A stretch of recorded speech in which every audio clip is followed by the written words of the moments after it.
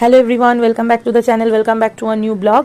আর আজ হচ্ছে রথযাত্রা। আশা করি তোমরা সকলে খুব ভালো আছো, সুস্থ আছো।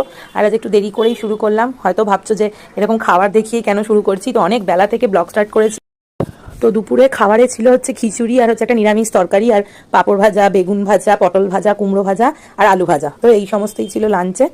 আর এখন দেখো অনেক বিকেল হয়ে গেছে প্রায়। তো রথটা আগের দিনই কিনে নিয়ে এসেছিলাম, তো সেই রথটা বসে সাজাচ্ছি। অ্যাকচুয়ালি এই রথটায় বেশি কিছু সাজাতেও লাগেনি, তো যাই হোক একটুখানি মালা ঠালা দিয়ে একটু সাজিয়ে দিলাম। আর ভেতরে না কাঠের জগন্নাথদেব একসঙ্গে বসানো, মানে ওই যে ঠাকুর উল্টে পড়ে যায় বলে পুরো ফিক্সড করা। তো সাজিয়ে নিলাম।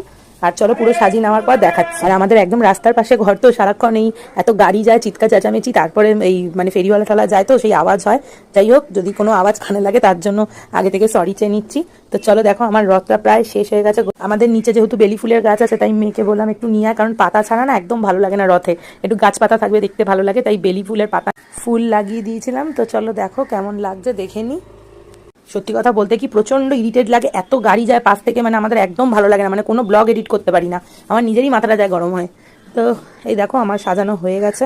আর রথটা এতটাই সুন্দর যে আলাদাভাবে যে কি সাজাবো বুঝতে পারছিলাম না। তো তার মধ্যেও একটুখানি আর কি সাদা ফুল টুল দিয়ে, রজনীগন্ধা দিয়ে, বেলি ফুল আর একটু গাঁদা ফুল দিয়ে সাজিয়ে দিলাম। আর দেখো দেখতে কি সুন্দর লাগছে রথটা, আমাদের তো খুব ভালো লেগেছে। তোমাদেরও কেমন লাগলো অবশ্যই কমেন্ট করে জানিও। আর ভালো লাগলে একটা লাইক করে দিও। আর দেখো ওপরে গোপাল বসিয়েছিলাম, তারপর তো যা বৃষ্টি, মেয়েরা তো সেই বেরোলো কি বিকেলবেলার জায়গায়, সেই রাত্রেবেলা বেরোলো, প্রায় 7টা সাড়ে 7টার সময় রথ নিয়ে বেরোলো। আর করেছিলাম হচ্ছে রাত্রেবেলা, মানে একটুখানি রথ উপলক্ষে লুচি আর ঘুগনি সন্ধ্যেবেলা। তো এইভাবেই আমাদের রথটা কাটলো, আমাদের তো খুবই ভালো কেটেছে। তো যাই হোক, যদি তোমাদেরও ভালো লেগে থাকে আমাদের ব্লগ, তাহলে অবশ্যই একটা লাইক করো, কমেন্ট করো আর শেয়ার করো। যারা এখনো সাবস্ক্রাইব করনি সাবস্ক্রাইব করে দিও। যারা দেখা হচ্ছে একটা নেক্সট ব্লগে, ততক্ষণের মতন সকলে ভালো থেকো এবং সুস্থ থেকো।